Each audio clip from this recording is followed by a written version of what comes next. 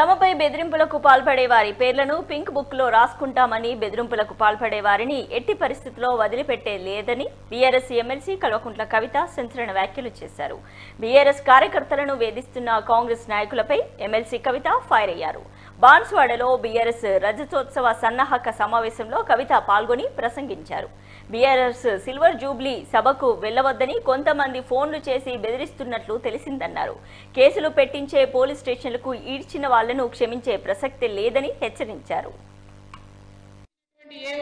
ఫోన్లు చేసి బెదిరిస్తున్నారని చెప్పి అన్న జుబేర్ అన్న ధైర్యంగా ఉండు. ఎవరెవరు బెదిరిస్తున్నారో వాళ్ళ పేర్లు బరాబర్ పింక్ బుక్ లో రాస్తాం. ఇడిచిపెట్టేదైతే ఉండదు. అందులో ఏమీ ఆలోచించదు. కేసీఆర్ సార్ మంచోడు కావచ్చు, నేను కొంచెం రౌడీ టైపే, ఎట్టి పరిస్థితిలో ఇడిచిపెట్టుడు ఉండదు.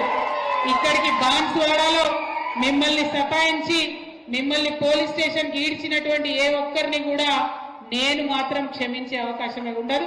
పింక్ బుక్ బరాబర్ పెడతాం, అందులో పేర్లు రాస్తాం. అది అధికారులు కావచ్చు, నాయకులు కావచ్చు, ఎవరిని కూడా వదిలిపెట్టాం. ఎందుకంటే మనం అధికారంలో ఉన్నప్పుడు అరాచకం చేయలేదు, ప్రజలకు మంచి చేసినాం, అభివృద్ధి చేసినాం. ఇవాళ మీరు పార్టీ మారినంత మాత్రాన ఈ గులాబీ కండువానేదో గదరించి పెడదాం, భయపెట్టించి పెడదాం అనుకుంటే మీ తాట సప్పులకు భయపడేవాళ్ళు ఎవరు లేరు. మీ తాత, మీ ముత్త, మీ జేజమ్మ దిగొచ్చినా కూడా భయపడేటోళ్ళు ఎవరు లేరన్న విషయాన్ని మీ అందరికి కూడా సభాముఖంగా